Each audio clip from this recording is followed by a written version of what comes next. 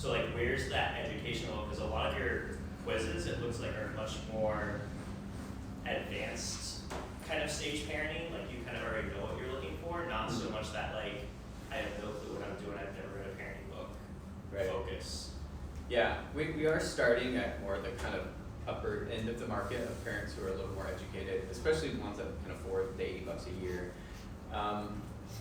So we're attracting people with our advertising things that have some idea of like kind of wanting to elevate their parenting, that maybe have read a parenting book. A lot of our ads mention attachment theory, so getting people who already know what that is a little bit, it's kind of like the easiest place to start. It gets much harder as you kind of go down and the needs get bigger, and there's a lot more than just being able to focus on your parenting. There's your income and your job and your life and your community, and the stuff we're not necessarily going to be able to help with, although we can help with this aspect of parenting. But the biggest thing, even for parents who have read books or done courses, is that like I think it was the National Institute of Medicine published this like 100-page report, and it was talking about that really to create change in the home and with your kids and to change your behavior as a parent, it requires you to alter your knowledge, attitude, and practice. And so knowledge, attitude, and practice, it's a lot harder to get from a book. It's not something that you're like, you read the book and then, okay, now you're done with the book. But what's holding you accountable? Where are the check-ins? Where's the self-reflection or the journaling?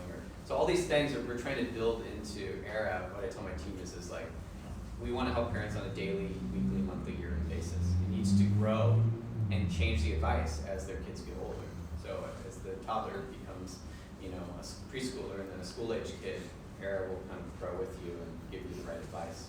So the dynamic nature of the product is part of the benefit that we're trying to offer people. Want to get one more question in, Terry? You had your hand up. I'm curious, being a parent and grandparent and raising my wonderful children,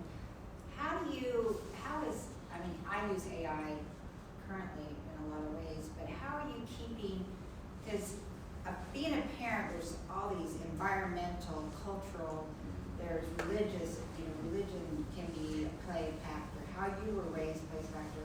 So, it's not just one stop shop, one fits all type thing. How does using AI in your system, how does that feed into that? Because there could be 10 ways to solve one problem. Right. And you don't want to direct every single solution to the single. So your algorithms, how does that work? Well, that is a big challenge, is how do you provide solutions to problems. And part of what we're trying to do is we're not actually being that problem solution focused. We're focusing a lot more on the connection with your child, and it's a roundabout way of solving a lot of those problems actually. That's why it's based in attachment theory.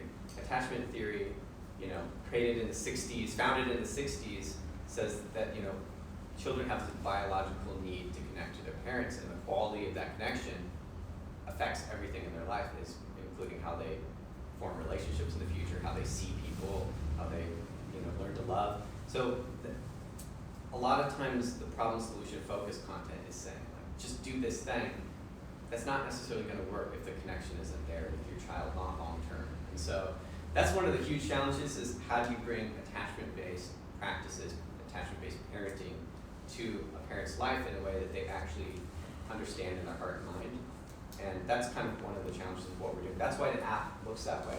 It looks like a meaningful wellness app. It looks beautiful. We want parents to come there and feel that parenting, yes, it's a chore in your life, but this is a place where you're getting some ideology and framework to examine your relationship, which is a good place to reflect and celebrate that too.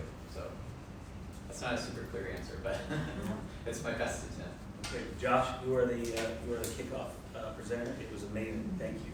Yeah. Really. Thanks for having me.